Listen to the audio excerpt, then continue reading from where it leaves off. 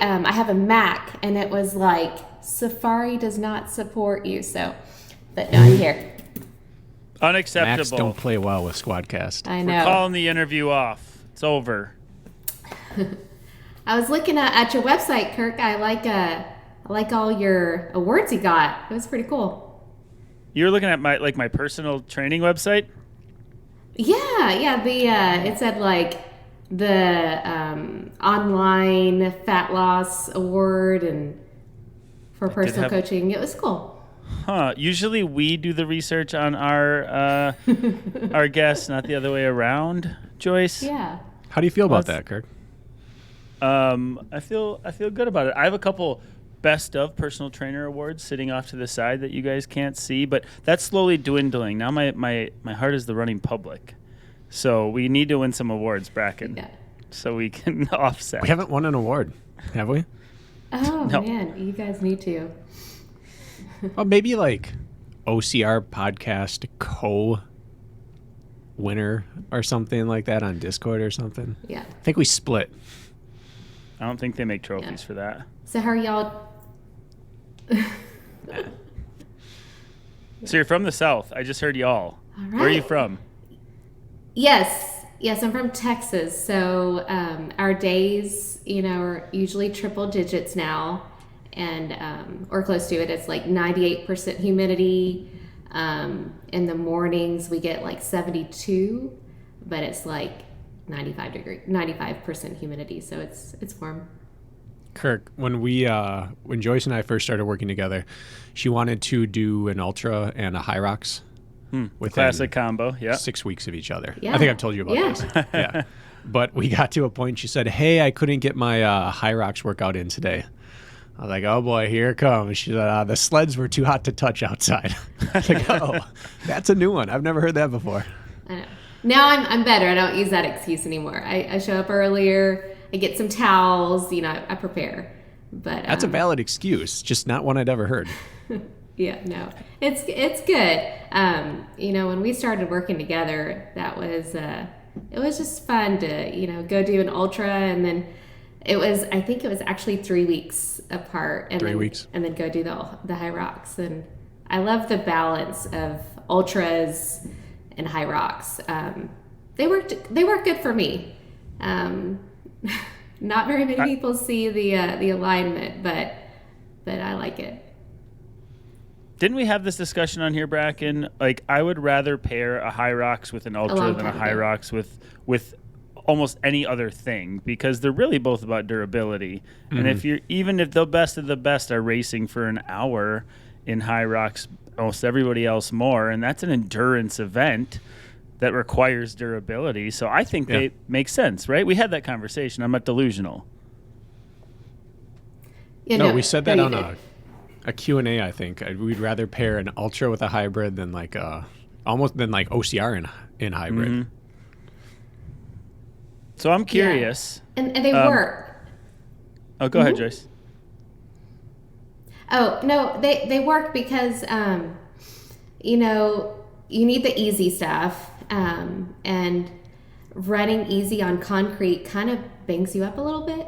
And so running easy on trails, and in the South, it's cooler on the trails. I have more friends on the trails, and so it just made sense to do all my easy work on the trails, and then the hard work, the stuff that really matters, the Hyrox, I do on the concrete, out in the heat, and that's where it matters, and so I like. And then during certain seasons, I'll go and do the ultras, and then other seasons I'll switch it and go to Hyrox. So we did an episode for people like you called "So You Want to Do It All." It sounds familiar. Yep, you want to do it all.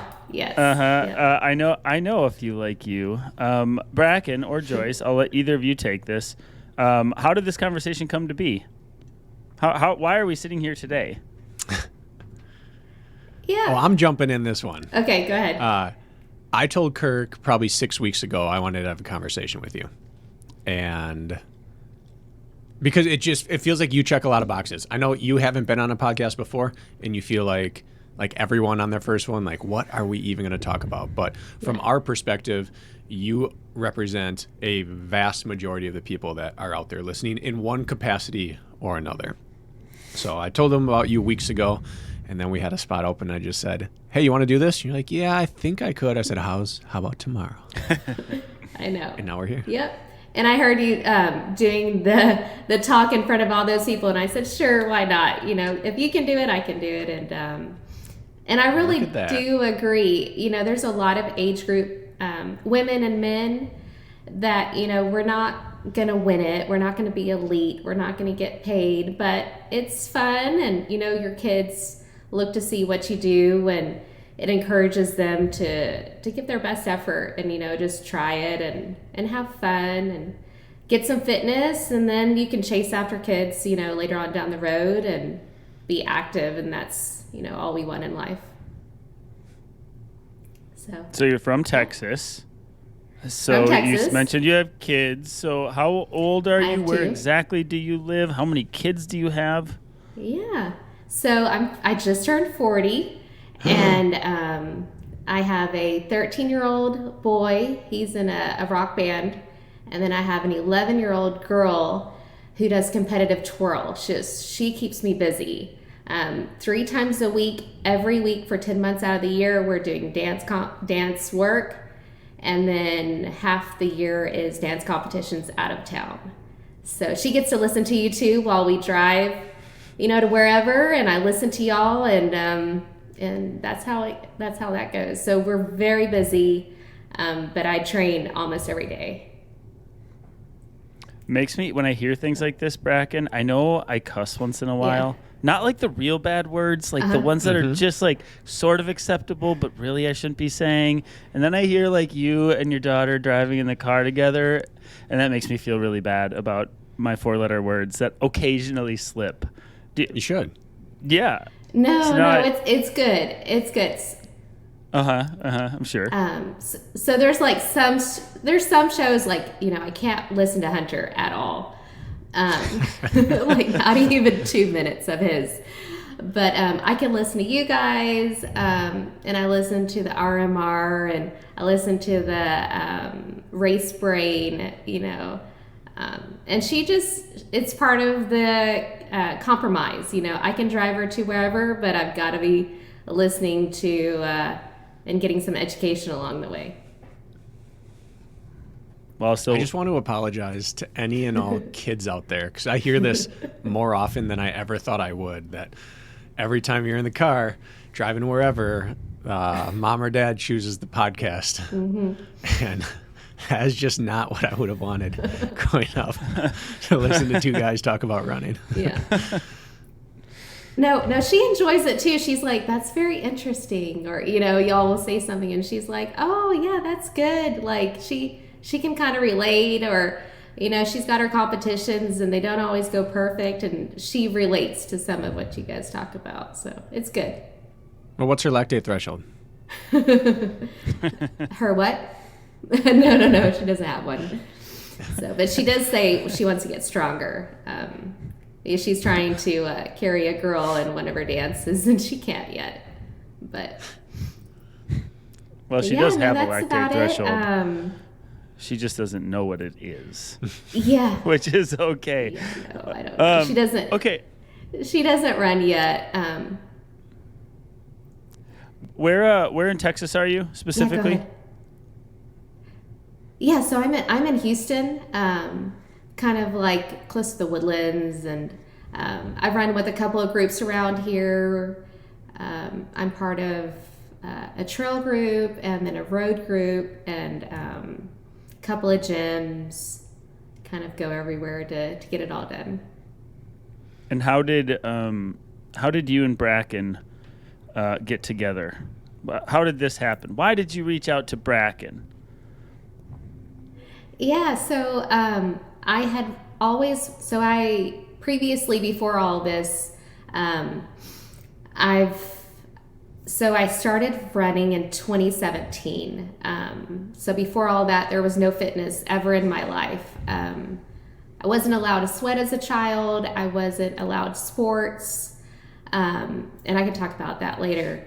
So then in 2017, We're going to end up talking about it right now. That's a cliffhanger.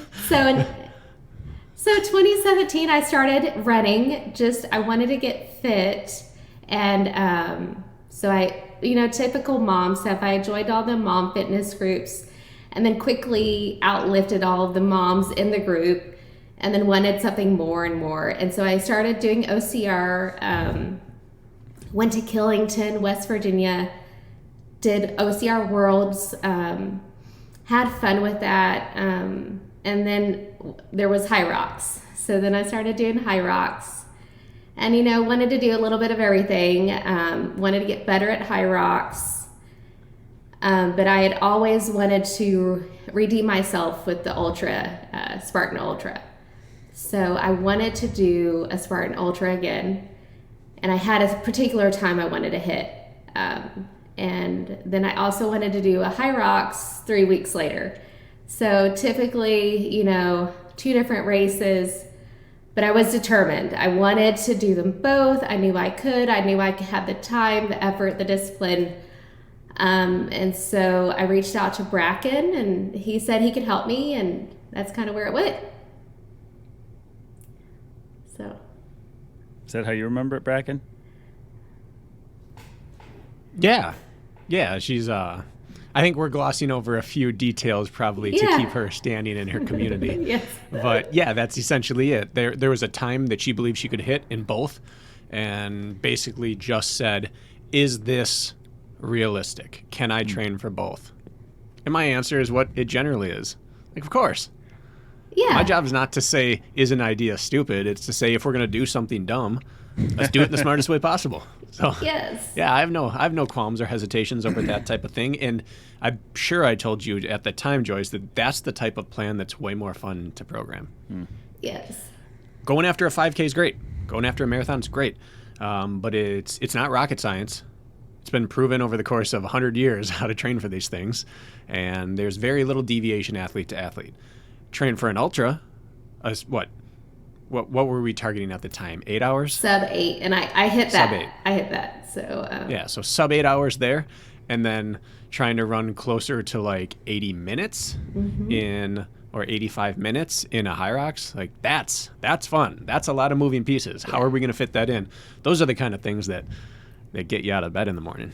Yeah, and so we just got to work. If somebody ever tells you you're just going to get injured or, kind of laughs at whatever goal, it's just not the right fit. And it's not a negative against them or me. It just wasn't a good fit. And to have Brakken just say, let's go for it. Let's try it. Here's the training and let's get to work. And I forget what kind of week, how many weeks that was, but it was so much fun. The Spartan Ultra, I had done it 3 years prior, and it was almost 11 hours, 10 hours and 30 minutes, and then to do it in 7 hours and 40 minutes, it was fun. It was good, and lots of people DNF'd because of the heat, and I loved the heat.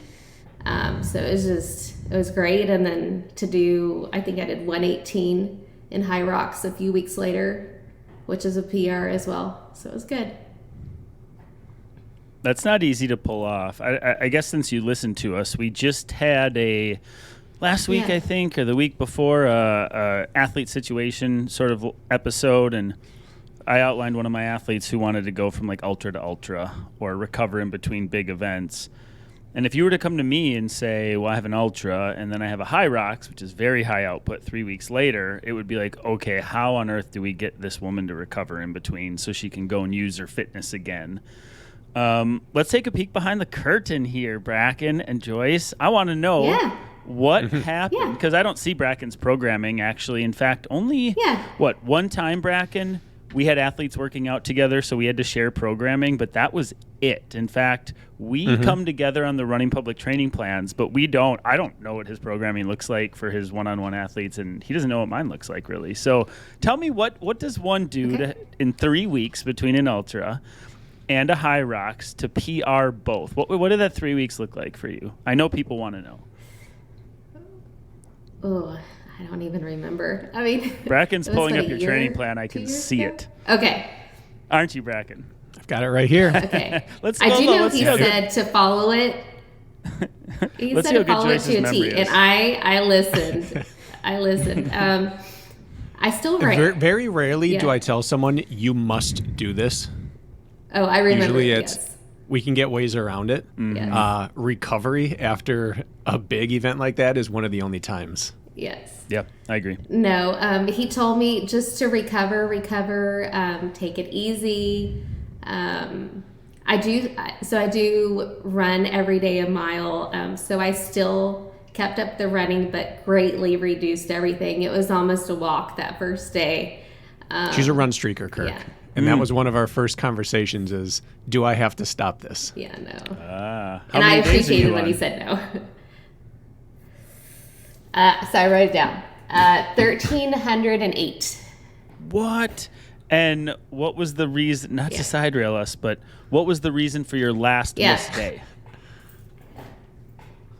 Well, this is when I started it. So I never Okay. started it. She hasn't missed I it. haven't haven't missed a day. Yeah. Oh my goodness. Talk about discipline. I was like, let me just start a running streak. Actually, it was to get everybody in my family, my kids and husband on board with, I have a goal and I need to spend at least 10 minutes on myself every day.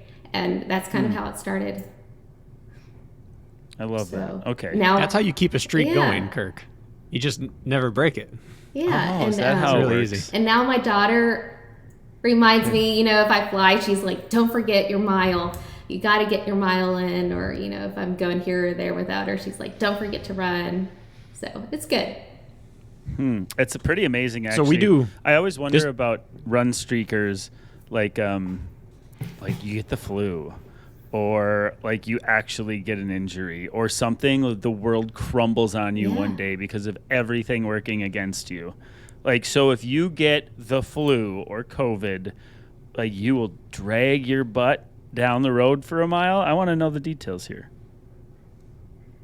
Yes, I've actually had some family emergencies, and I'm running in, a hospital parking lot or, a high school parking lot or wherever I'm getting my mile in. And I think you have to give yourself grace with the time and the day.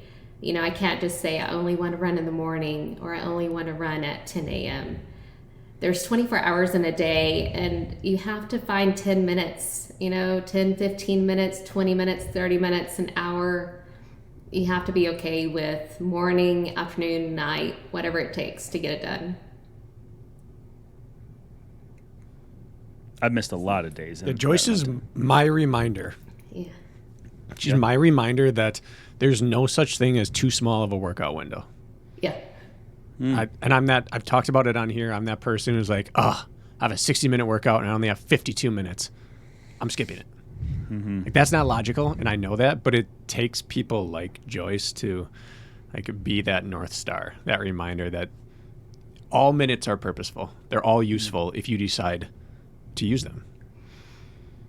Yeah, and with my daughter's dance competitions, it's an all-day event. It's out of city, and so I just bring my workout clothes on, or I bring them, change in the car, run from my car around the parking lot. I get a couple miles in, and then change and go back into the dance thing. You just got to get it done. However, it's not going to look perfect.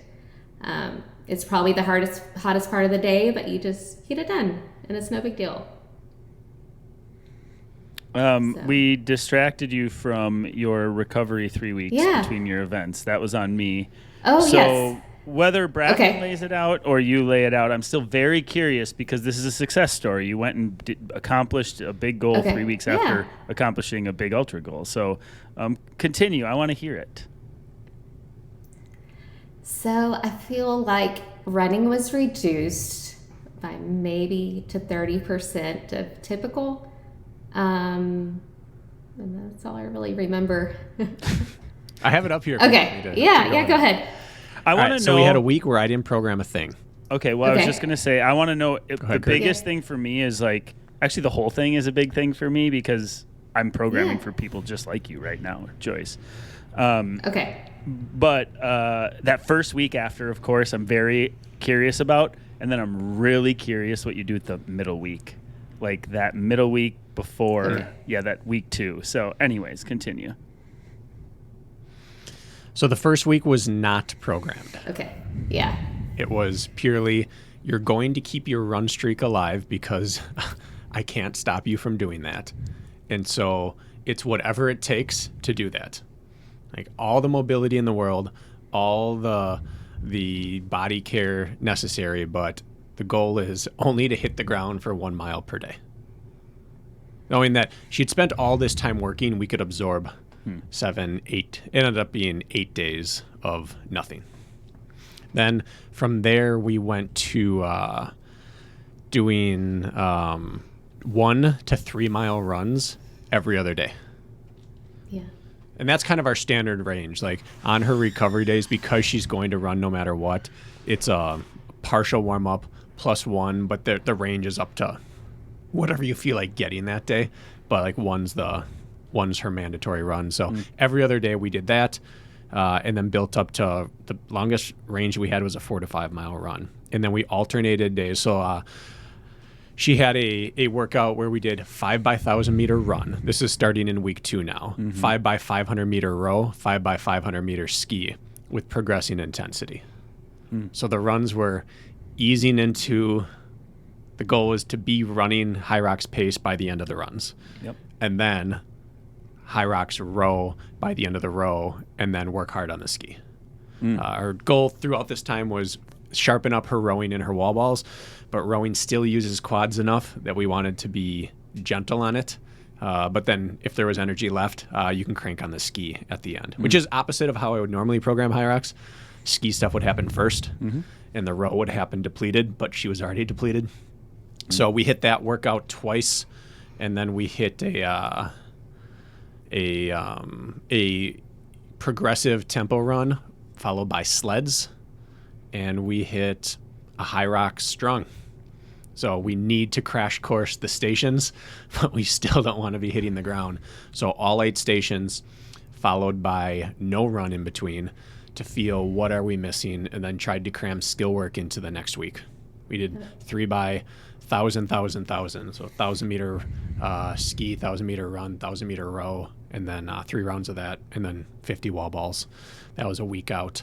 But in between, it was a lot of easy 1 to 3 mile runs and a lot of mobility work, and just prioritize enough of what she was going to feel, knowing that our plan the whole time was front load, front load, front load.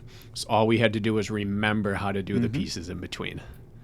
We didn't want to have to build anything in between. No.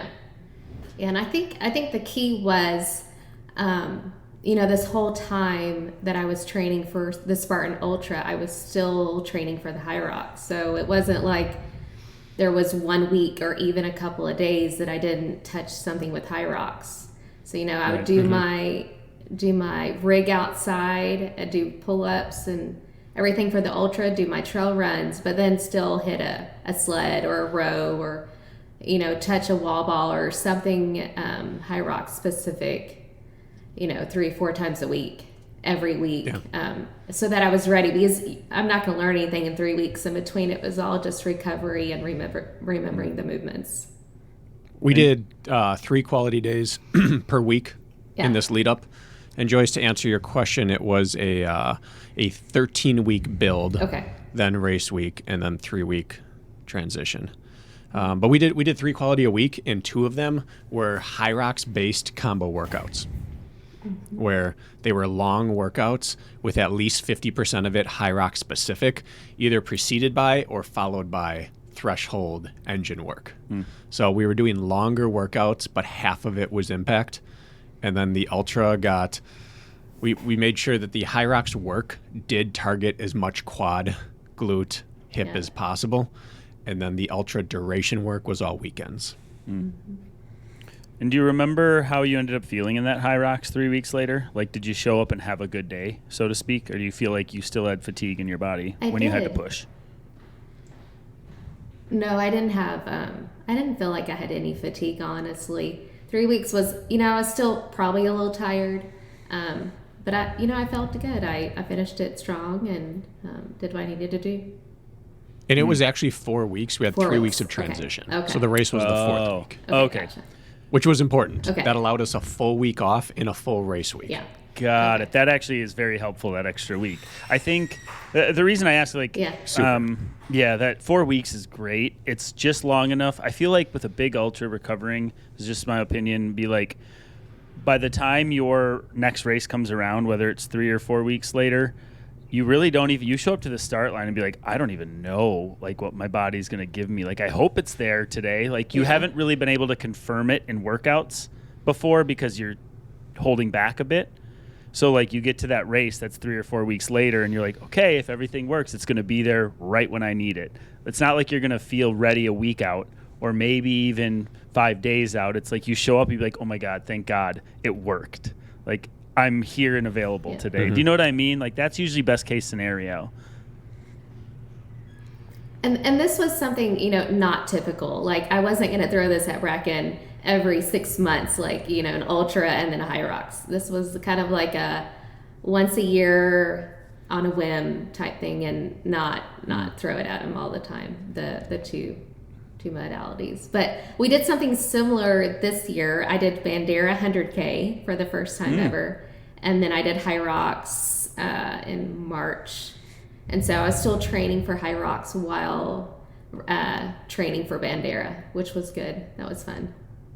So we've settled into a routine with Joyce where her quality work is Hyrox based with either before or after we hit our threshold work. Yeah. And we just long run weekend. Like she responds, she's kind of a workhorse where she just will get 2 workouts done in a day if she needs to, or she'll go back to back on them. And that gives us, and she handles it well physically, so that gives us the flexibility to do that. But Joyce, do you remember we did 2 sims prior to the first one. We did a full Hyrox sim. Do you remember the other one?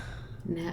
It was the Ultra Sim, right? Ultra Hyrox. We did a Hyrox Ultra Sim. Sim. Yes. Ooh. That was terrible. I forget how long it was, but...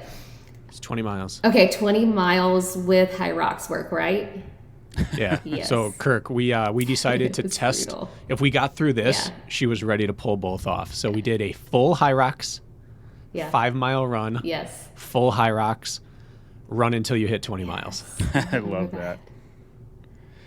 So it's essentially Hyrox 5 miles, Hyrox 5 and change. And doing workouts like that gives you just confidence that, when the race comes, the race will be easier than what you did in training. Mm-hmm. So doing workouts like that just helps get you prepared, especially in your mindset. So instead of one big long hill workout or long run, that was the 5 weeks out big one.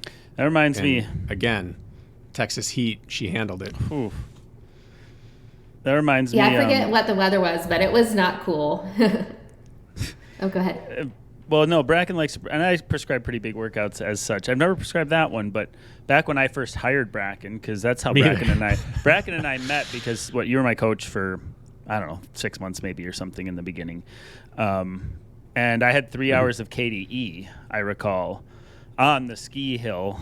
That was my last big one before Spartan Worlds, and I covered 20-point-something miles with carries and frickin' tire drags. And I remember being like, exactly, it's like, if I can do this for 3 hours and I survived, I can go handle running up a mountain for the same amount or less time. Yes. So those are as long as they go well. Mm-hmm. In fact, I have 2 athletes who, speaking of your situation, Ultra World Championships out in Morzine, Spartan World Championships. Okay. Cool. And then they plan to turn around and do the DECA 24-hour World Championships weeks later. Man. Talk about puppeteering. Would something like that be up your alley? Not the 24-hour. 24 hours is kind of, I've never gone that far. So I don't know about a back-to-back. But maybe something close. So I want to direct us now a little bit more, back in time, so to speak. So you said you're 40 now. You started running in 2017, did you say? Yep. So yes. You started running, what is that? What the mathing there says you were like 33 when you started working out at all. Is that correct? Like purposefully? Yes. Okay. So what the heck did Of you have any going on working before out, that? Yes, ever. What? So what was going on from 33 to 0? Those years. So I have a kidney disorder. It's called Gittleman's. It's very rare, but my body doesn't hold potassium or sodium. So, and I was undiagnosed in my youth. So I wasn't allowed to sweat as a child. So no sports whatsoever. I finally got diagnosed when I was 13. And I take medication now, every day, 4 times a day. But I just grew up with a mindset that sports weren't for me and I was never going to run and work out. That just wasn't for me. And then I went to college and got married and had kids. And then I had time to think, and I was like, that'd be kind of cool to work out with some moms. And that's kind of how it started. Brakken gave me a little idea that you had this going on, so I wanted to make sure we talked about it because it's very intriguing. So you, as a kid, like how would symptoms present? Like how did you know you couldn't sweat or work out? And you live in Texas. Like you should have lived up here by us. That would have been helpful with that limiter. I know. So fill me in. What was that like? Like what was? Okay. How did that present? Sure. So when I was 5, it started when I was 5. I would just fall over and have like muscle spasms, and then nobody would know what was wrong with me.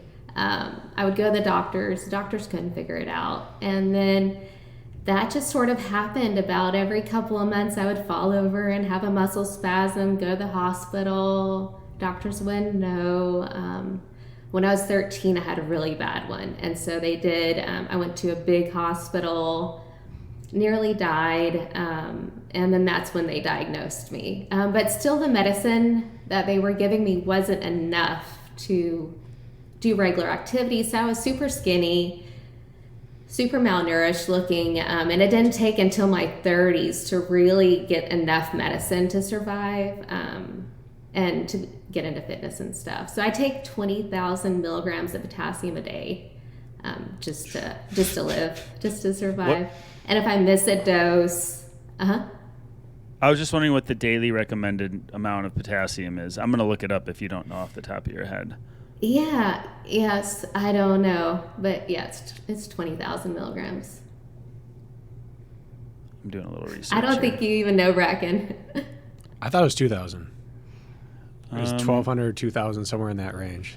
So I thought we looked it up early on. Okay. Yeah, it says adult women 19 and over about 2,600 milligrams a day. Oh, that's low. Okay. So you said you're at 20,000. Mm-hmm. So you're every at day. And I can't miss times. a dose. So yes, it's. Well, this I don't know. It really bodily chemistry very much intrigues me. Yeah. Do you know more how that works in the system? Like your body doesn't absorb it, the Absolutely. kidneys can't process. How does it work? So it all flushes out of my system. Nothing is held. Just potassium. So it's constantly getting flushed. Sodium too. So, sweat, gosh. sodium. I don't keep any sodium as well. And So magnesium's another one I don't keep. So all the electrolytes that matter for bodily function and performance. Oh my goodness. So do you take sodium as well, or like what you would call anti-water pills, which means it would help you retain water? Anything like that? No, it's really just taking potassium, and a high enough quantity keeps everything leveled out. So. But we ran into this with Hyrox. Yeah, but I take medication while I race. I have to, because I've had seizures before after races. So the adrenaline will get me through a race, but then it's after the race, So I always take medicine every 45 minutes is kind of like my typical when I race. Oh my goodness. These are like horse pills, Kirk. Yeah, they're big. I've showed Brakken before. So. Okay, so yeah, then, and then the heat and humidity does make it worse, for sure. Well, I just in Texas. Yeah. yeah, I just picture you as a kid. So like, it's very important to, I don't know, like we make social bonds through movement, and we feel inclusive through movement or organizations or things like that. Like I just have to imagine, in quotes, like standing on the sidelines as like the strange girl with the condition. Like couldn't have been easy, It would right? fall over. I literally would just fall over, and then the strange part is I would get over it, and then nobody could figure out what happened. They were so confused, and I didn't really talk about it. I was embarrassed. It's very dramatic looking, and anybody who ever saw it just was like traumatized. But the more I run and the more I'm in fitness, the less seizures and spasms I have. So it's a disease I will always have. There's not enough people that have it to find a cure. And so it's just, you just take medicine for the rest of your life is kind of how it is. Well, I guess it's a good thing your medicine is a natural too. supplement. Oh my goodness, they do. Yes. But they've never had a seizure, a muscle spasm, because we just stay on top of it. So. It's better than having to take. It's hard. Oh, go ahead. We have a little like delay, so we're getting. Yeah, we're getting. Oh, okay. Sorry. No, go ahead. So the hardest part is that it's an invisible disease. So like looking at me, you can't tell. And when I race, I look healthy, and then you see me, popping my pills, and you're very confused, and it's not like I'm missing a limb, that would be obvious, but with this, it's all internal, so it's kind of hard for people to understand. But yeah, that's about it. That's about it. Something you have to think about nonstop all day, every day, and be on top of, right? So then talk to me about, I would be so incredibly nervous if I were you to start working out, if I'm being honest, given you don't know how your body's going to react, whether you got the levels to where they should or not. Like walk us through that. Sure. So I didn't really tell anybody about it when I worked out. So, I would join these groups and did not bring it up. For months and even probably years, I didn't bring it up. I just had my pills, so in case anything happened, I'd take my pills and I would be fine. I know how to self-medicate through it. But yeah, I was nervous and I took it really slow. I gradually did it, joined mom groups. Moms are always safe, and just gradually worked up to where I had more confidence, and then finally raced. And I think that's why I'm just happy and excited, and I love training, and it could be 30 degrees outside or 100, and I'm still just happy that I get to do it, and my body's cooperating and letting me do it. So we have people come to us that find running late in life, but I don't think either of us have ever had such an extreme example presented to us of someone who had, people be like, oh, I was never an athlete, but they did something, right? Oh, I played soccer growing up, but I wasn't an athlete. I have never once in my life met someone who is so severely not an athlete before picking up sport and then becoming legitimately good at it. Yeah, and when I started, I was slow. I was so slow, and I didn't understand racing or timing chips. It was a bib. Everything was like new. I was like, you have to wear this around your ankle, and and you have to wear the headband. Everything was new, but it was fun. It was a lot of fun. So what was the progression to fitness like then? Zero to hero, we'll call it. Like I would imagine very humbling. Like it's tough for people to stick to things because you probably, as romantic as we want to make this sound, like increasing training load when you have never done that amount can be tough, right? Like, what things did you learn along the way at first? Because you're relearning your body, right? Is what I'm understanding, and its capabilities. You thought it was capable of, let's call it nothing, and you realize it's capable of a ton, which is so impressive. Like, what are the big things you learned in those first few years? Yeah, it was really just being okay with not being fast and being okay with I don't have a pretty run. My form is not pretty. My cadence is not perfect. I probably don't look like everybody else, but giving it a go, everything hurt. My muscles extremely hurt in the beginning because with Gittleman's it's a muscular disorder, and so I was dealing with that as well, but it all got better in time. Just giving yourself grace is kind of the main thing, and eventually you work up to better things. My mom was a gym teacher and a gymnastics coach, and she used to say that you could tell the kids who were kept indoors because when they get to practice or to gym class, they almost like to a person would have the same experience the first time they got hot and sweaty. They'd all think they were sick because they'd never felt flushed or hot or sweaty before unless they were sick. And the kids would come over and be like, Mrs. Kraker, I'm sick. I think I need to go home. And she's like, no, like your temperature is just rising. You're sweating. It's okay. Let's catch your breath and let's go. And from that moment on, like it became very interesting to me to watch people find sports for the first time, knowing that you feel ill if you don't know what this is supposed to be like. So when you first lifted, when you first ran, when you first were allowed to sweat, what were those firsts like for you? Like your first day waking up with soreness or DOMS or whatever it was. What were those first like? So I would have like mini seizures sometimes after workouts, and I would go to bed and my husband would give me my medicine and give me more medicine and give me more medicine. And so it wasn't easy. It certainly hurt, but then like, I don't know, my body just really liked the fitness, and something changed to where I stopped getting the seizures as much. And now I'm just healthier. It's been almost 2 years since I've had one. So why on earth would you keep doing I mean, like if your repercussion for the workout was in the beginning, what you call it. Well, sure. Like, I mean, that'd be scary, or like, okay, I paid for it. I learned my lesson. I shouldn't go back and do it again.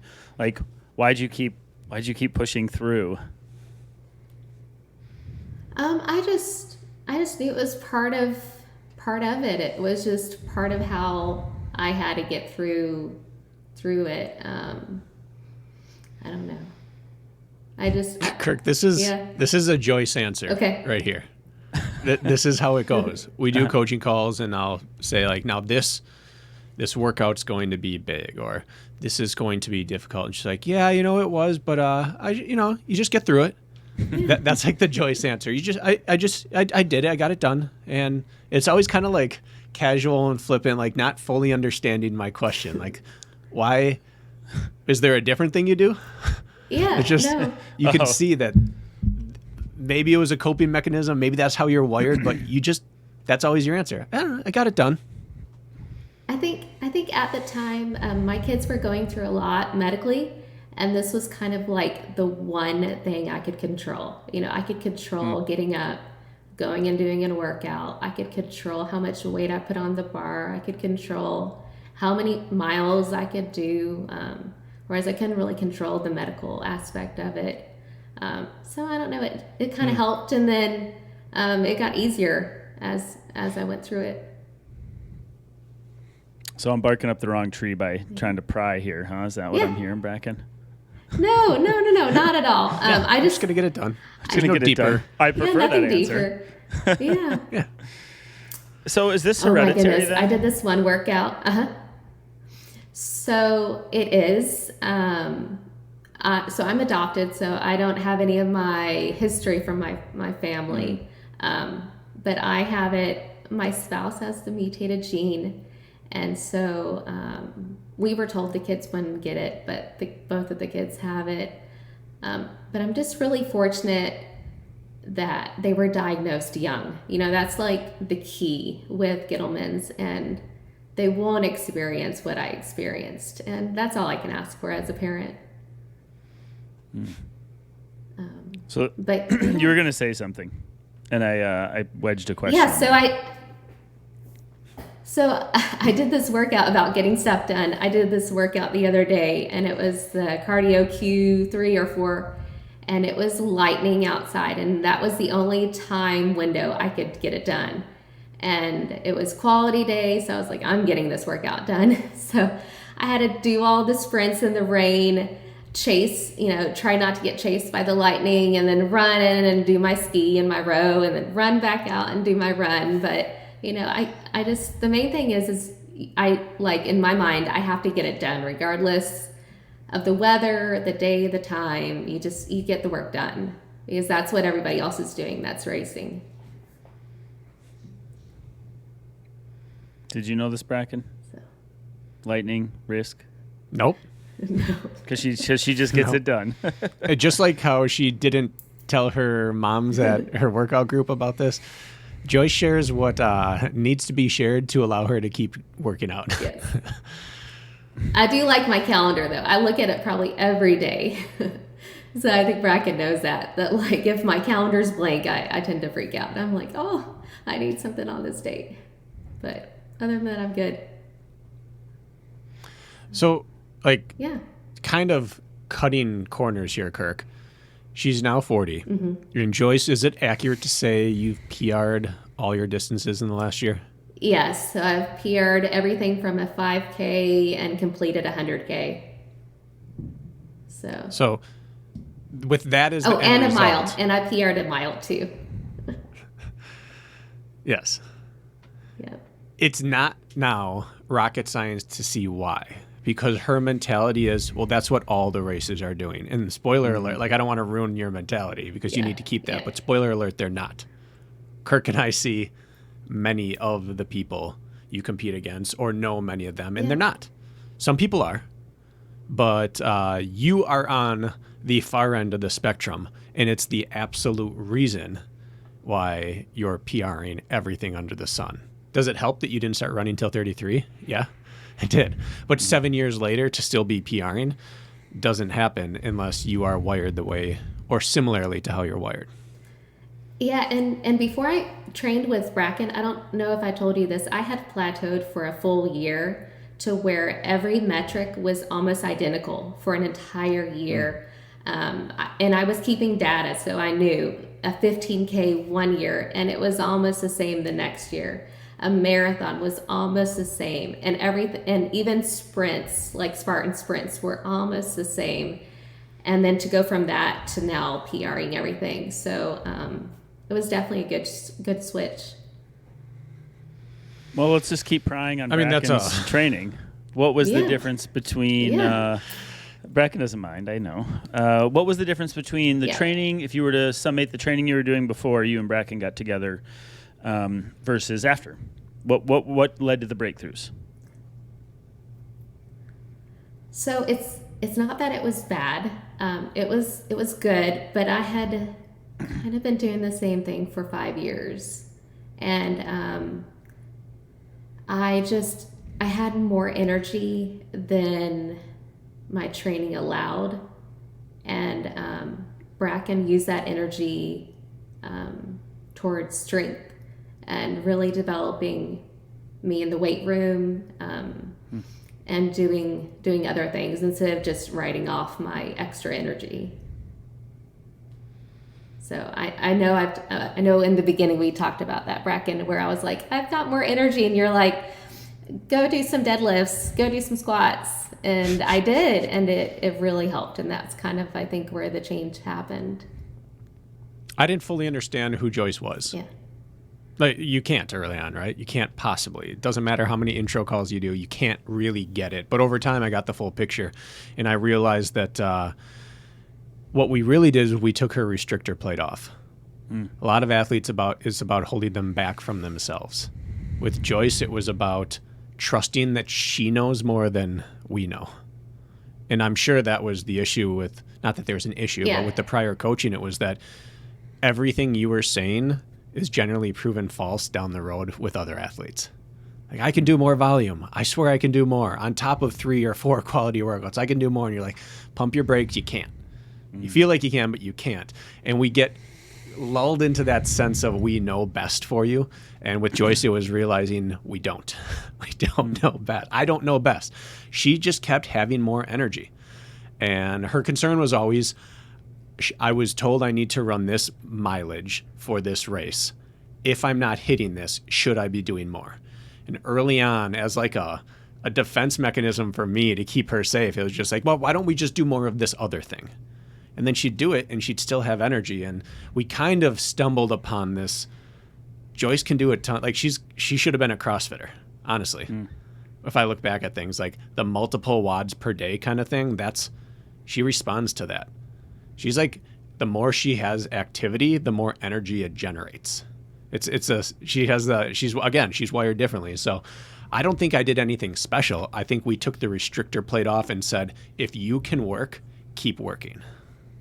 Yes. And then we tried a bunch of different styles of workouts, like CrossFit classes plus OCR class right afterwards, threshold work before or after those things, meet up with your ultra friends on the weekend and run for 3 or 4 hours, like stuff I don't normally program. I started trusting that if I normally would shy away from it, it's probably good for Joyce.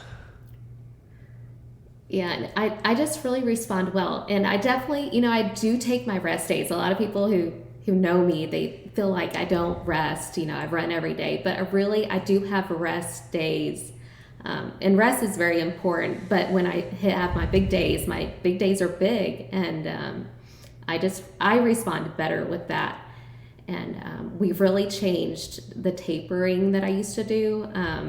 It's so much more enjoyable now because I'm getting ready for Anaheim, and this taper is like I can do this, and I'm not just sitting and laying on a couch. I'm doing small little bursts of energy every day to get me through the taper so that I'm ready on race day. Well, the first thing you said when I asked about change what changed in your training, and your mind went right to strength training.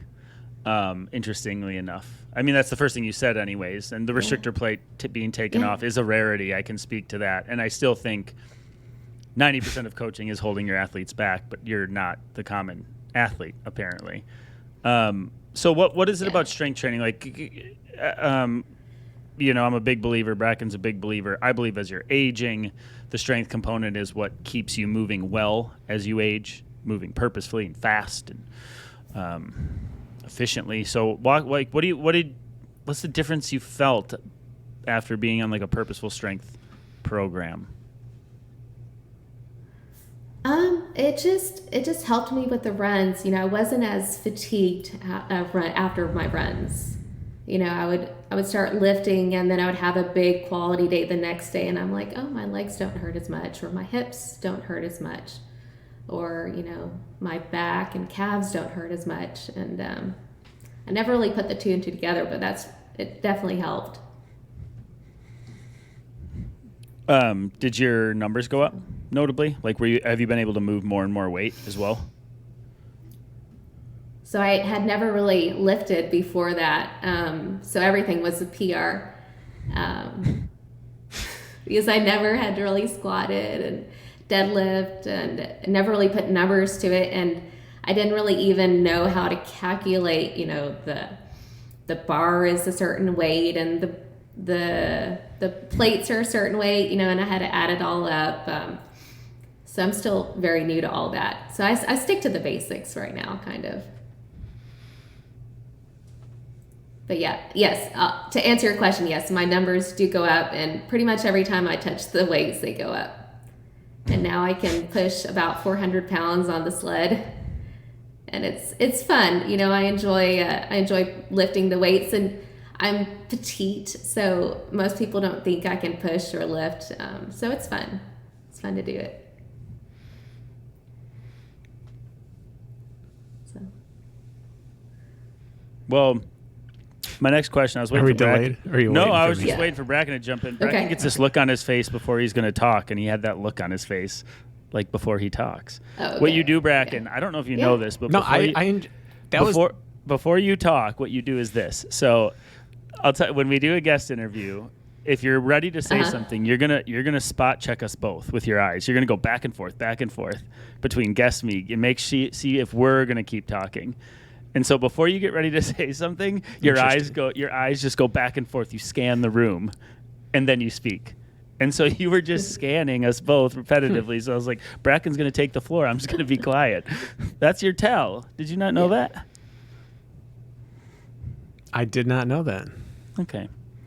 Well, I definitely scanned the eyes, but I'm new to all this.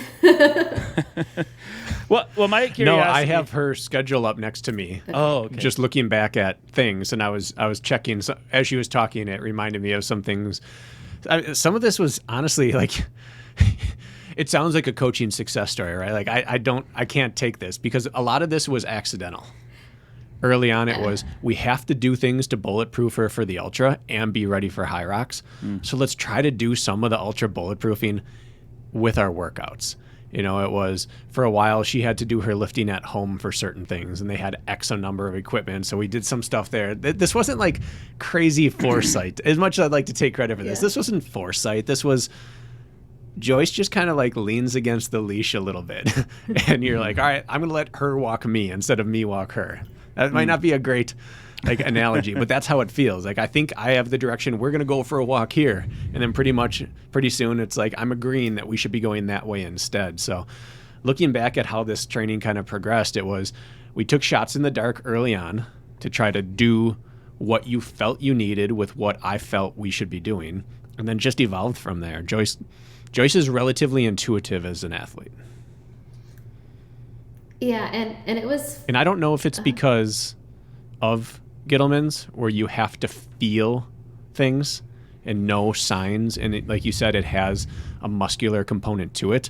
I don't know if that's it, that you're just more dialed into it, or because you didn't grow up just feeling all these things normally.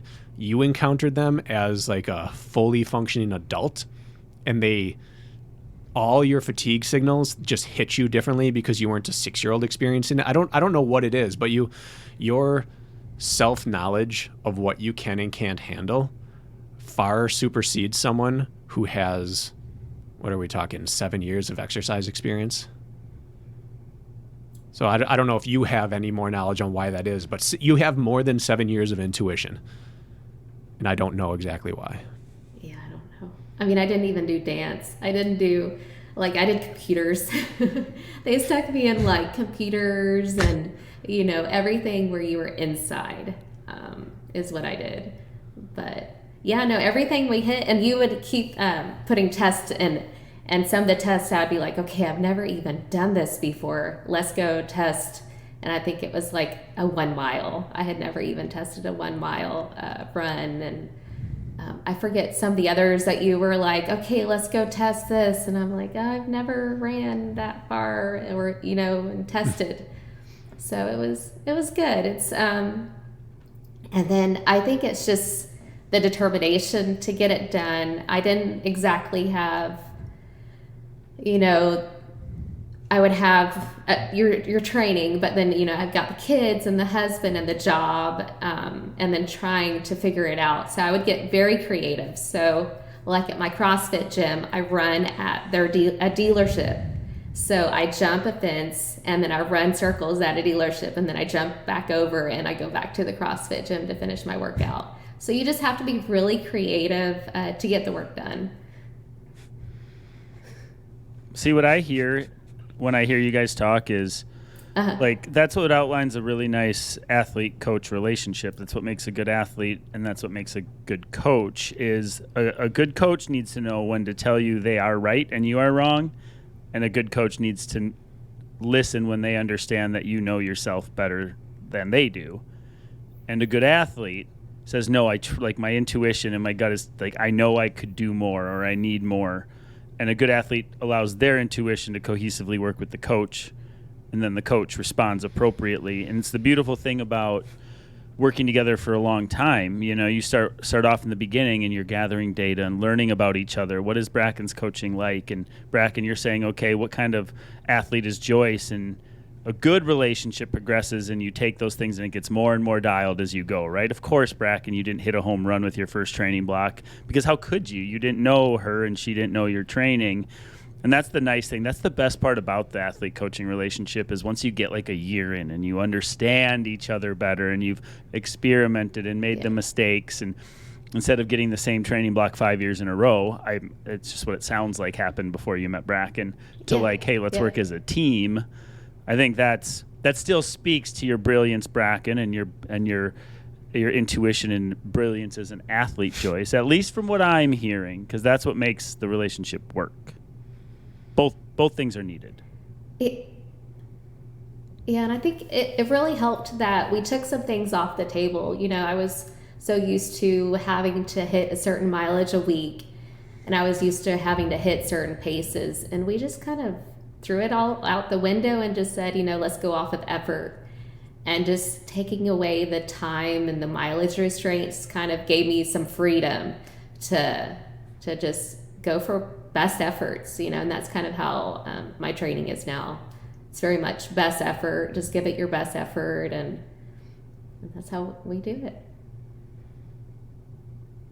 It's funny now, probably, I would say for like a year, my answer every time Joyce is like, hey, I think this weekend I'm going to blank, I'm just always like, all right, good, I'll adjust next week. Like, I don't even ask questions from Joyce anymore. Yeah. Just, I'm going to go jump in this competition, or I'm going to join the girls for a long run on the trails, or whatever it is. It's just like, yeah, fine. Because I no longer worry about load management. So, yeah, we'll just adjust next weekend. I can't remember the last time I like pushed back against one of your ideas. And it might sound lazy. No, to you someone, really but don't. it's just, this is what works. And it's so nice. It really is, because I like the acceptance or the approval. I need the approval, you know, to go to get it done, because I honestly am not as familiar with, okay, can my body handle the load? For instance, I did a Hyrox, and then the Thursday after a Saturday race, I went and ran a 50K for the first time. And it was just, you know, down the streets of Houston with some friends. And I asked Brakken, and I'm like, okay, is this okay? Can I do this? And he was like, yeah, go for it. And it was like the best time of my life. And it's just great to have somebody who can just check that, okay, you're fine, you'll survive this. And it's good. And that answer would not have been yes for the vast majority of people I've ever interacted with. But I didn't even second guess it with her, because at some point you just understand some people are more durable than others. Some people, like, life energy is driven from workouts. Big effort, especially Joyce does well with social efforts. Yeah. Even that first 100K Bandera she jumped in, she'd never run that. Never been close to that.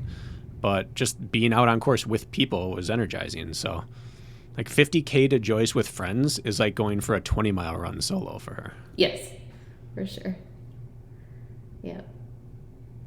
That sort of outlines, I mean, the flowing of the relationship. I agree. If most people came and said, I'm going to run a 50K 5 days after an all-out Hyrox, you'd be like, well, just know it's going to be a tough day. And I'm not saying it's a great, I'm saying I'm not saying it's a bad idea, but I'm also saying it's a bad idea if you want to feel good about yourself when you're done. That would be the normal conversation. But again, you learn. So I like that. Yeah. I wanted to not pivot, but follow up. You mentioned, go ahead. Yeah. So you probably thought you were busy before you started training. You know, 33, mom of 2 at that point. I think you had both your kids by then. Yes. You said they were how old? Yeah. 13 and. So they're 13 and almost 11 now. So I think they were probably 5 and something. Yeah. Okay. So, right. So point being, when you started this, I'm sure mom life, you're working, you said, running the household, you mentioned you have your husband, everything. You have all the life things. And everybody thinks they're so busy, right? Everybody thinks they're so busy. They can't do any more than they're possibly doing. And they're all wrong. Every one of you that thinks you're so busy. You could always be busier, I promise you. I'm just wondering, like, implementing that into your life and then hearing you're a workhorse and you have a big engine, and you can do multiple things a day sometimes. I know kids' schedules are hectic. You're like a professional chauffeur at times with getting kids carted around and eating into your own schedule. So like, could you like talk me through that, like the balancing act, especially being it sounds like more of a higher output athlete. Like, how do you coordinate all that?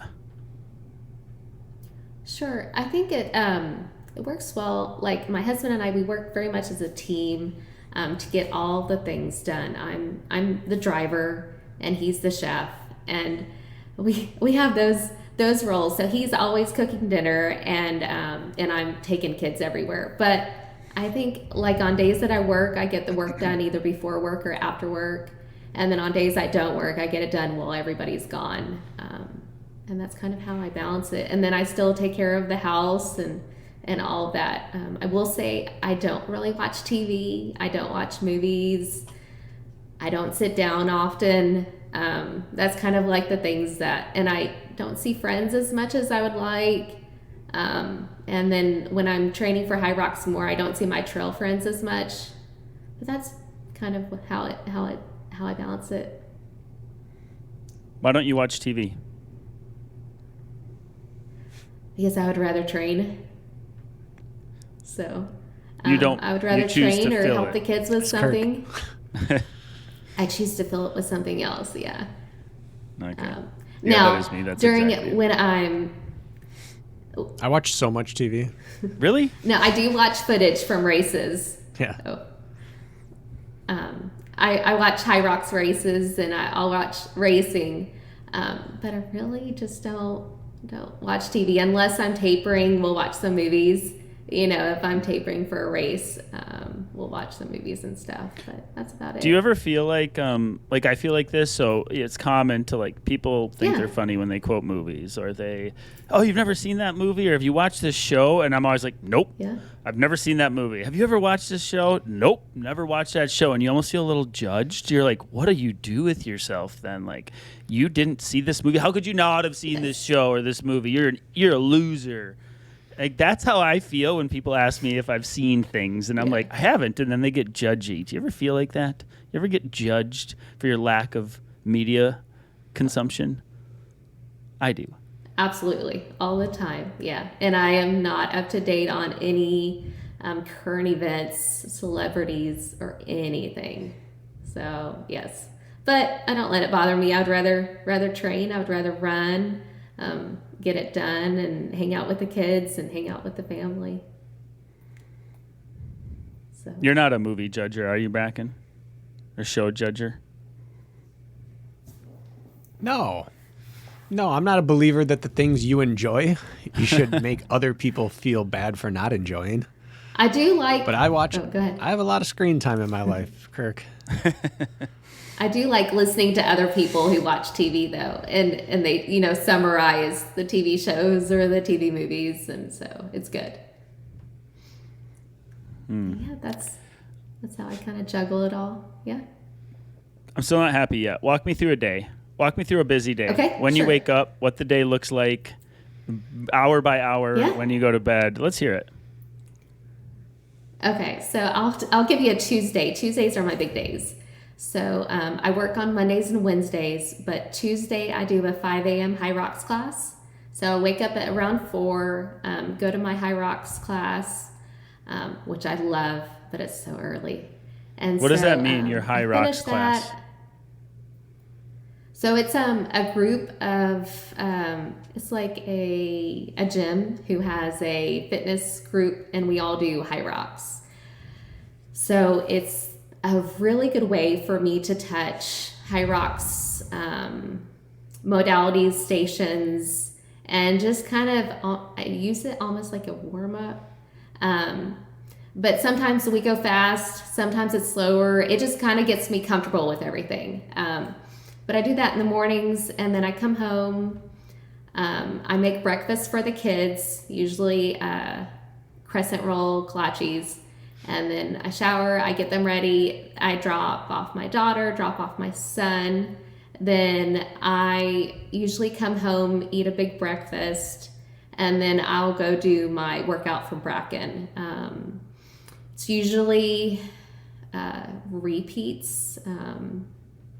So it's usually like 5 minutes on, 1 minute off, or 3 minutes on, 1 minute off. And I'll either do it on the treadmill if it's incline day, and my treadmill's outside in my garage, which is hot. Or I will do it around a pond and I'll watch the turtles and the ducks. And I get that done, and then I usually have a finisher. And so I'll go to the gym if I need to for the finisher, or I'll do it with my equipment at home.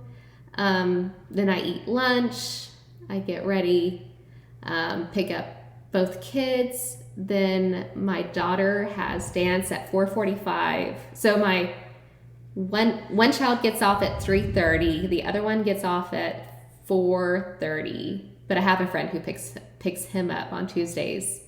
My daughter has dance at 4:45. Drop her off. Come home. Help my husband out with dinner, life stuff, and then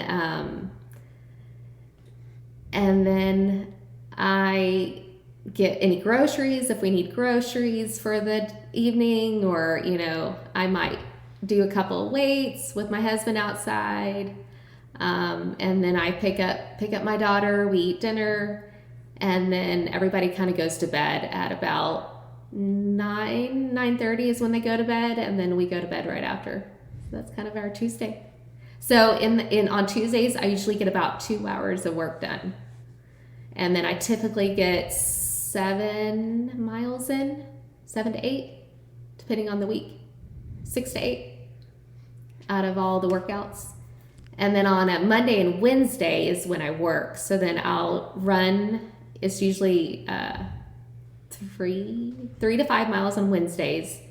And so I'll do that in the morning if I have time, get the kids ready, drop them off, go to work, come home, and get stuff ready for dinner, and then drop off my daughter to dance, and then drop off my son to band.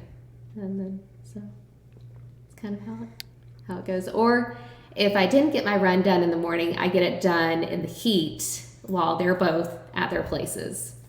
And then we eat dinner together in the evening.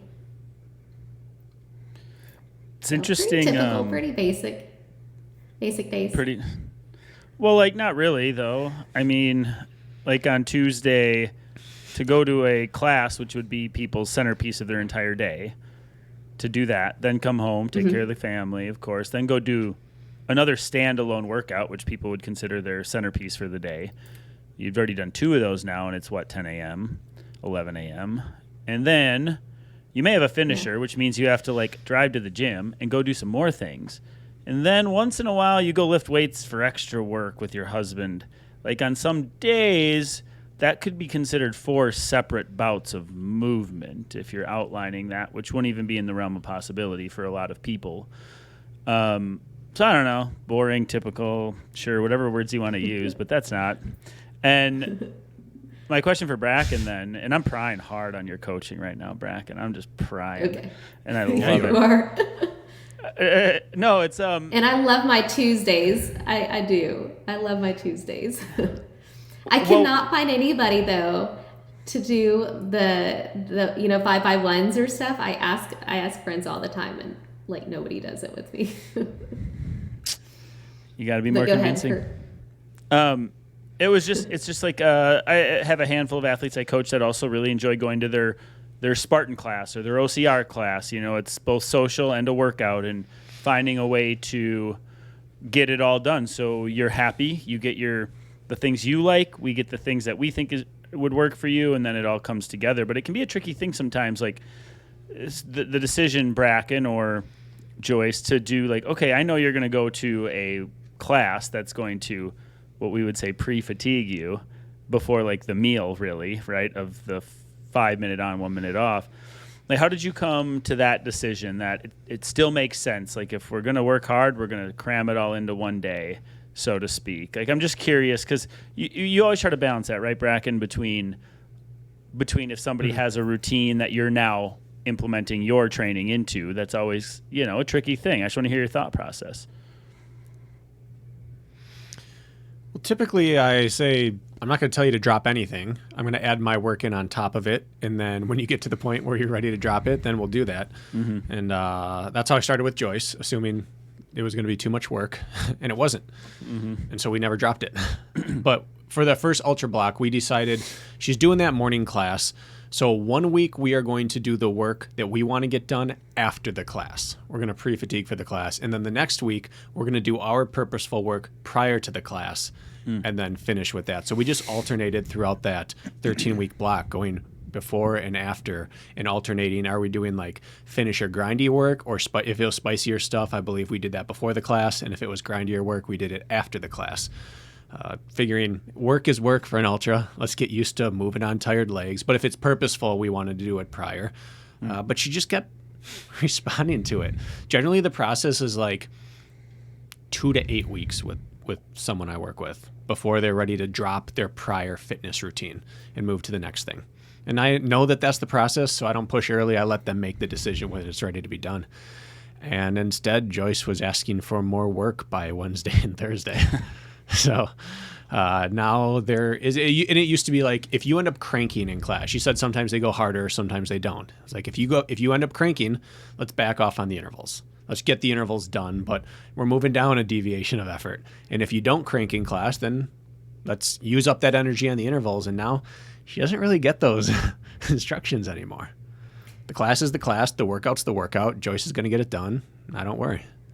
Yeah, and I knew, like, if I couldn't hit the pacing that I wanted, I would take away the class, because essentially I need to hit certain pacing for that workout. And so I just was like, okay, if for any day that it's too much, or it's just the weather doesn't work, then I can drop the class, sleep in if I ever needed to sleep those days. Do you feel like with the morning classes and then a quality run session, do you usually still feel ready for your quality run session and you have a good workout, or do you feel like it does take away sometimes? I really enjoy it, because being fatigued for that and then racing and you're not fatigued is just, it's so much better. Because I go into those a little fatigued, and so I know I'm going to have to work a little bit harder during training, whereas in race day, there's no fatigue. You're just fresh, and it just feels so much better. Yeah, that makes sense. So when did you pivot then to the ultra, the bug to go further and farther? I'm kind of curious about that pivot, and then I'm also curious like what else you're chasing coming up. But what made you want to keep going further and do more, and how did you get introduced to that? Yeah, so I did the mom groups for a while, and then I saw something on TV about Spartan, and I was like, oh, that looks cool. And I found a gym, that had the Spartan stuff. So I did that for many years. And, I went to Killington, I went to West Virginia, and I went to maybe one in Tahoe. I can't remember. But I did all the Spartans, and those were fun. And then I did the ultras. And then I found a really nice group of women and men that do trail racing close to me, and that's kind of when I fell in love with the ultra scene. I said, okay, if they can do it, if I can go with like-minded people, then I can run any distance with the right group of people. So that's why I do the trail running, and it's just so fun to go in the woods and run in the dark sometimes, and it's nice. And then I started Hyrox kind of in 21, and so I had always done Hyrox and ultras like together. Kind of, I treat them more like seasonally though. So I have like a block where I do ultras when my daughter's not doing quite so much dance, and then I do Hyrox more when she's in dance. So I've kind of tried to do it that way. I'm curious about the group running in relation to all that. I have a handful of athletes who sometimes miss, we'll call it. Something doesn't get done. Okay. And they're always lone wolf athletes that tend to fall into that more than social athletes, if that makes sense. The the ones who, I don't know, don't hold themselves accountable, or they lack a little bit of discipline or find an excuse not to. Probably have a half a dozen of them who trend that direction. Do you feel like the group running, like if it weren't for the group stuff, because you brought it up a number of times, is that pivotal for you? Like, would this be significantly less enjoyable or less consistent for you if you didn't have all of that? Like, what do you feel like it brings to you, for you? So I feel like with ultras, I need the community. Hyrox, I can do by myself in a garage, in a basement. I could do Hyrox alone forever. But for ultra training and trails, I have to have people. You have to have somebody, telling you to drink more water, or, it's just nice. Hyrox, I could do by myself. So for sure, the community is important for ultras. What if you didn't have that community? How would that change things for you? Do you think you would do it? I probably would. The mileage would be I would get a little nervous just because of Gittleman's. If I do collapse on course, I would need somebody to know to hand me the medicine, because that's what I need essentially. So it is nice to have somebody there who kind of knows my situation. So yes, you would still do it. But I've never, so far so good. Yeah. So I'd probably still do it. And I do carry medicine on me while I race, so I'm pretty good. Yeah. I just think it's a missing component for a lot of people.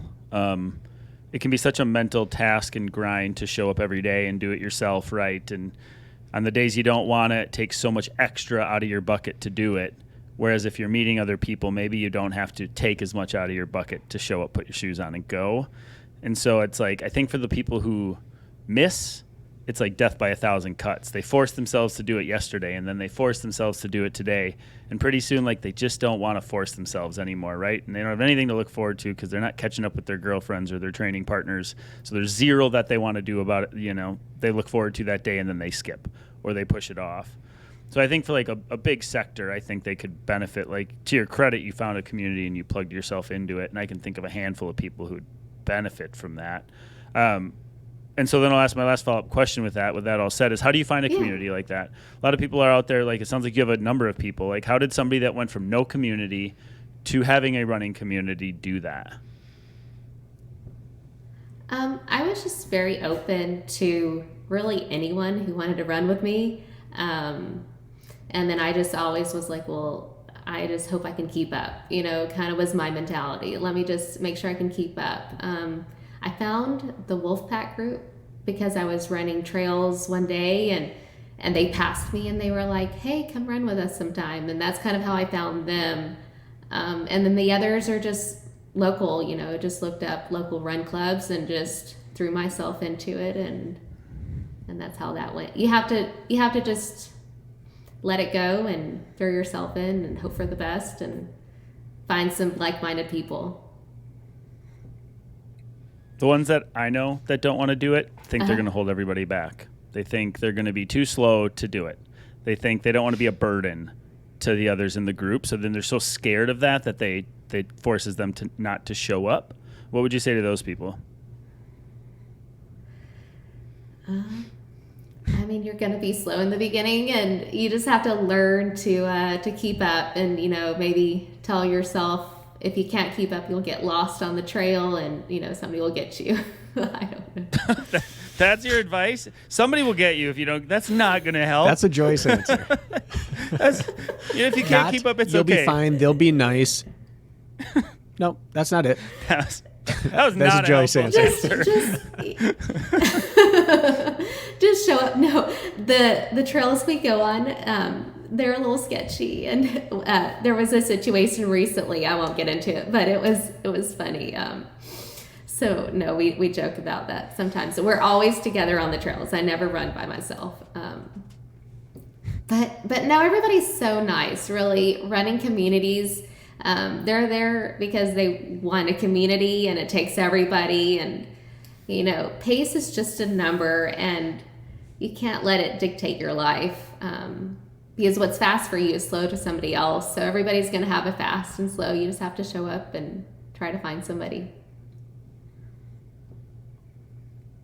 Makes sense.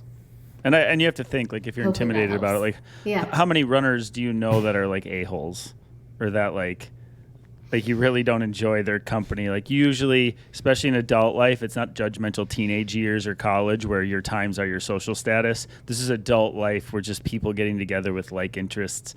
And it's not like you're going to show up and people are going to be judgmental or not welcoming, right? I'm sure you were taken in with open arms when you found them. So we haven't actually talked to a community runner much in recent times. We haven't talked about this topic with any athlete recently, I don't think, Brakken. So I just think it's an interesting angle because it seems like it's a very part of your routine that keeps you showing up and keeps you effective, which I think is important for some people to hear. Yeah, and I don't really run with them as much during the Hyrox season because that work, I choose to do that mainly by myself just to hit the numbers I want to hit and do everything. It was just too hard to try to find a group. So now I do all that kind of by myself. But yeah, no, it's good. It's good to have the variety, and I think probably helped I never was on a sports team. So, I never could relate with getting picked for a team or anything because I was never on a team. I'm the exact opposite. I would happily train for an ultra by myself, but I really struggle to do hybrid or Hyrox work without a training partner. It's like, am I going to go set up the sled again? I could just be out on the trail in a few minutes. I'm the dead opposite of you, Joyce. Yeah, that is the opposite. Because I love just me and a sled on a hot, humid day and just push that sled around and get it done. So, but yeah. So what else do we have to dive in with Joyce that I don't know, Brakken? I know we were looking to somewhat wrap up around 2 today, so I know we're getting close to that. But okay. What do you got? Anything? What else do we need to dive into with Joyce? I'm going to Anaheim Woo! in a couple of days, so I'm excited about that.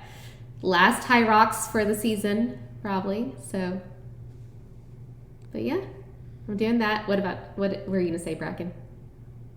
Yeah, last year she went over to, was it Manchester? Manchester, yeah. Oh, for the Hyrox World Championships. Yeah, that was fun. And then Anaheim's on a Sunday, isn't it? And that's weekend? kind of the piece. It's not on the Saturday, I believe. Isn't it a day later? My athlete, because I have a number racing there this weekend as well, and I'm always like, they must have all put a typo on here because Sunday races, which you don't see very often. So I was like, so even on one, I'm like, no, it's a Saturday race. That's why I couldn't do that one. I programmed on a Saturday for the race, and they're like, the race is on a Sunday, dude. And I'm like, that can't be right. But it is. Yeah. I wonder why that is. And we don't have to spend time on it. We just talked about not judging people on times and everything. But I think the piece I don't want to get lost here is that even though it's not the important takeaway of this interview, Joyce actually has become fast. Like that first Hyrox, she got down under 120. Like that's kind of the holy grail for most age group athletes is crack 120. Like she came out and ran 118. Her 10K is getting faster. Like she just ran the Bandair 100, and she was one of the only people moving in the last few hours. She, running through the night. That it's not just that she's found a way to control a piece of her life when she needed control, or that she's found a way to like release the sweat that she hadn't for years and become healthier. Yeah, all those were great byproducts. Like her body has become much more under control. The seizing is much under control, but she's actually become quite good at it, and that is an interesting piece that obviously we're not focusing on it, but that you can find sport late in life and your competitive years aren't gone. You can still do that. And I shouldn't say late in life, but late compared to, I know. You're on your back nine here, Joyce, but compared to a middle school or high school athlete. Yeah, no, I definitely get top. I've gotten third a lot, and I've joked to Brakken a lot about my age group. I always usually get third, and I've ended up getting pretty good. I think if you just stick with something long enough, eventually it clicks, and eventually you're gonna, out discipline or keep the ball rolling long enough to be pretty good. She's humble too, huh? Yeah, just get it done. Do it long enough. You'll make podiums. Yeah. Yeah. Exactly. Do you have? No, I really believe that. Well, I guess just speaking of how good you've gotten, what are your big, I guess, before we wrap this up, then what are you shooting for coming up? Like, are you comfortable sharing? Like, I want to run this 5K or this in Hyrox. Like, what are we shooting for next? I've really wanted to go to Worlds this year, and I don't know. Anaheim, I think, is going to be my last, but I'm not sure how many qualifying slots there are. So that was kind of like the big thing, but whatever happens in Anaheim, it'll be better than it's been. So that's kind of the big one. After that, I don't know. I might do Deca Fit. I don't really know what I'm going to do next. I kind of focus all on one race and then eventually look down the road. So definitely an ultra in the fall. This is how it's going to go. Yeah. Within a few weeks, Joyce is going to say, hey, I got talked into running this ultra. Yeah. And then she's going to prepare for that. And along the way, she's going to PR her 5K and her 10K again, because that's what she does in leading up to it. And then she gets done with ultra and she's like, I've really enjoyed my trail time, but it's time for Hyrox. And in the middle of it, she's going to say, all my trail friends are saying, when is Hyrox done? So you can do your next ultra. And she's just going to continue that cycle. Yes, exactly. until it runs out of steam. Yeah, exactly. That's how it goes. So not really any big goals. Just, I'm just happy with having a good time on the trails and in Hyrox. I just, I'm very fortunate that I haven't had any injuries or any time delays or anything that set me back. So I'm just having fun, having fun with the trails and having fun with Hyrox and just seeing where it takes me. And I also, every time I travel for Hyrox or any of the other races, Joyce, I see stuff too, which is fun. Go ahead. Joyce, I want to see how well you know yourself. When you give me your recap after a race, what's the first thing you always say? What is your first statement after every race? I don't know. Kirk, what would your guess be? I had fun. That was fun. I had so much fun. It was so much fun. Yep. Every single time. Yeah. This is the only athlete I've ever worked with who every single time the answer was, oh my goodness, it was so much fun. I had so much fun. No matter what the race, you don't have fun in Hyrox. You don't necessarily have fun at a 100K. But Joyce does. And again, is that part of not being able to do things for decades? Probably. But whatever it is, she has found a way to truly be one of those people that enjoys the process and the destination. Yeah, no, every race, I finish it and I'm in one piece. That's step one. I survived healthy. And step two was, did I have fun? And then step three is, my placing and how timing and all. So, but yeah, the Bandera was so much fun. I remember just going on and on about how fun it was, especially the end and the dark. It was a lot of fun. I have one last question for you, and I want you to be honest with me. And then we're going to wrap this thing. Okay. What time are you going to run in Anaheim? Good. I don't know. Oh. Hopefully. Okay, so last year I did 118 as a solo individual. My mixed time in March, which was a couple months ago, was 105. So in between that, which is a big gap. So a PR. You planned a PR on Sunday. A PR for sure. She will PR. Yes. And what if you punch? Ideally, I know I'm coaching somebody who needs to take top 2, for example, to get his age group slot to Worlds, and that's our goal, top 2, right? Yeah. Let's say you punch your ticket. Would you go? I would, yes, in a heartbeat probably. So I think I have to hit 110 or 111, but I don't know if I can hit that time, and I don't want to assume that I can hit that time. So I'm going to be happy with anything faster than 118. Good answer. So is my answer. Yes. So yeah. Brakken, what time is she going to run? Let's see. What time do you think Joyce is going to run on Sunday? Well, if I know Joyce, she's saying, I think I'll run 116. I probably can run 112 if I have a really good day, but deep down, I really want to run 110. Those would be the numbers I'd have in mind if I were her. Yes. How accurate is that, Joyce? 100%. 100% accurate. But what time is she going to run, Brakken? I don't know. This is not a good game to play, No, Kirk. it's not. Okay, we don't have to play it. Joyce has a 110 to 112 in her. She does. If I were setting the Vegas odds, I would put it right at 114 and say plus or minus 2 minutes from there is what I think the probable range is, 112 to 116. But she can pop a 110 and it won't shock me. I won't be disappointed if she doesn't run 110, but she has a 110 in her. I've definitely tapered very well this whole week. I'm like following the script, following everything to the T. So I'm feeling good. And I did the 30-30-10 today. But go ahead. No, this is your podcast. You go ahead. Oh.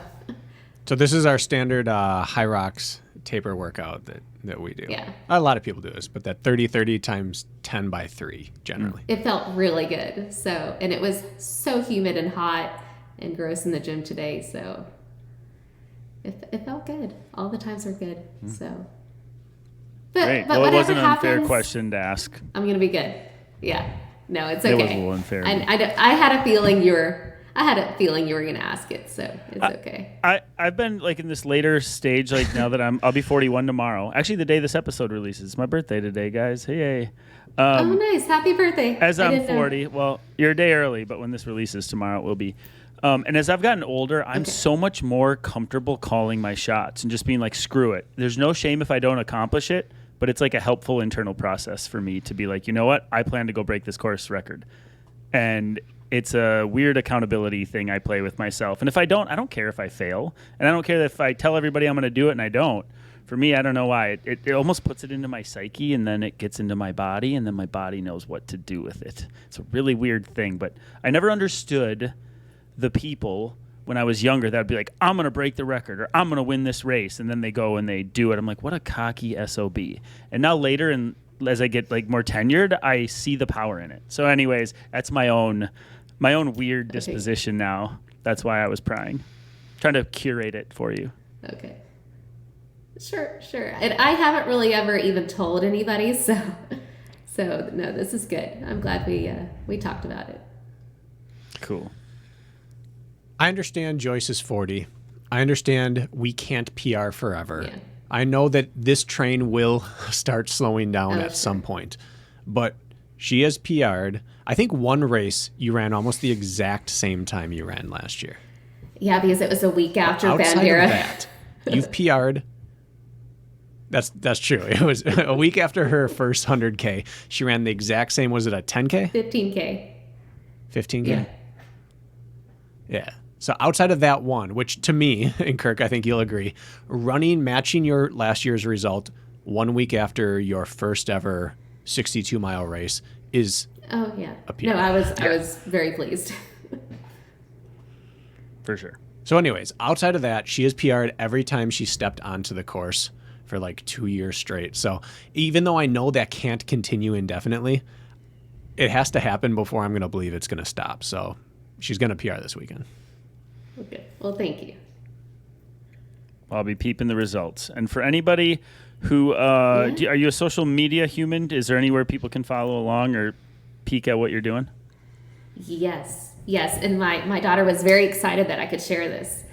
So it's Joyce.runs. Beautiful. Very simple. Your daughter wants So to pump your stats. I'm gonna. Yeah. My daughter's like, oh, you're gonna be famous. I was like, okay. So. Yep, she's not wrong. But yeah, I do need to probably post a little bit more. So. But yeah, it's been a great talk, and I love the podcast. we listen to it all the time, and I absorb all the knowledge, and it really helps my drives and helps my days. Well, that makes us feel warm and fuzzy, so thank you. And I assume that's how you found Brakken, so it brought people together. Beautiful thing. It did. Well, good luck this weekend. Thank you for your time. I got nothing else to add. Brakken, you want to send us off? Joyce. Yeah. Go head out, travel well, go PR, and then we'll update everyone on Training Tuesday. Okay, sounds good. Thank you. All right, bye, guys. Thanks. See ya. Right. See you, Joyce. Okay. All right, bye.